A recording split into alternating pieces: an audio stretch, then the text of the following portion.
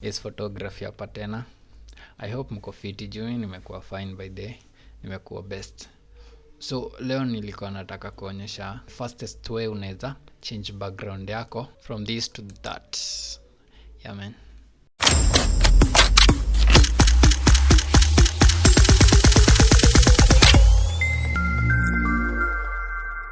So kitu ya kwanza mi hufanyaga, mi hukujanga hapa hivi, I enlarge the background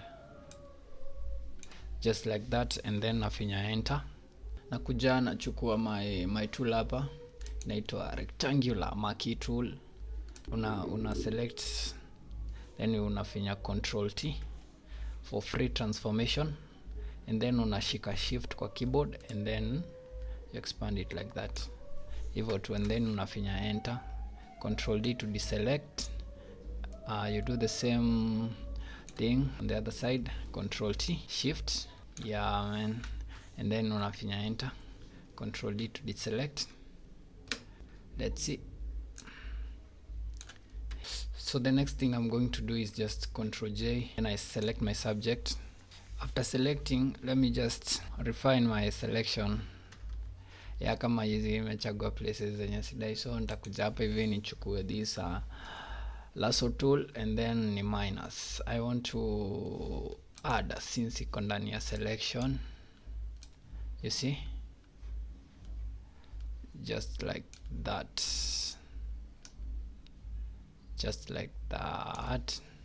and then I come again and I choose the polygonal lasso tool, I minus now. Yeah, just like that. Iko fiti, iko fine, the selection is iko best. Let me see hapa kwa nywele sana sana ndo wewe inaleta tashwish.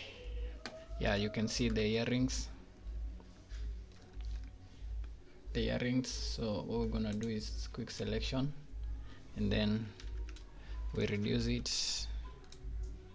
Yeah, just like that manze, inatoka ikiwa fiti. Reduce it again.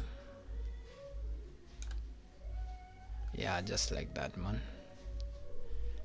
As you can see, your selection naona iko best. Yeah, na selection yangu iko best. We're just educating you. Add a layer mask on it. After adding a layer mask, you can unzoom. Unakuja ile ya chini, unafinya control on your keyboard, and then una left click hivyo kwa mouse yako, then inakuselect here. We want to expand it, so tutakuja hapa kwa select, and then we modify it, and then we expand it just like that, 15 pixels. Yeah, just like that man, inakuwa fiti.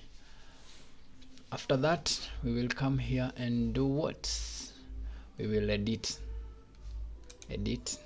and fill. The shortcut ya fill ni shift F5, then una make sure iko selected content aware. Okay, unangoja imalize shughuli yake. As you can see, our selection was perfect. So sasa hapa ndo unakujanga unaangalia what background you want to kuweka hapo hivyo. So for me, acha tafute, I guess hii inakaa kwa poa, ama pia iko fiti. Let me see this one. Yeah, let's see. Shadow liko ile side, but we can try something. Yeah, let me show you something that I've learned. Unafinya control J twice. Yeah, just unafinya control J, and this one we are going to add a blur on it. You go to filter, you come to blur, then Gaussian blur hivyo. Kait sikabaya, but you unaona ukiweka yote inakuwa yako noma. So kait naona kako fiti hapo tu kadogo tu ile. Yeah, hivyo, and then we're gonna add a mask on it. Alafu tukuja tuchukue brush yetu hapa, alafu tu enlarge brush hapa chini hivyo, tatoa hivyo, hivyo then tafinya alt tupeleke hii kitu juu, we duplicate it juu ya hiyo like that. Then we're gonna do this, we're gonna make it, we're gonna multiply it like that. Yeah, isikopea brush hizo macolors zote. Wefinya control L, wefinya control L, then to adjust, tuna adjust man.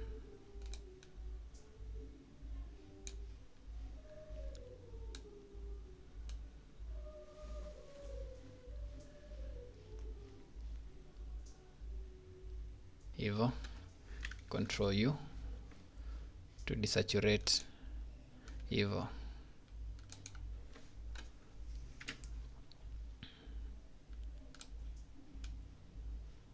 You see, yeah?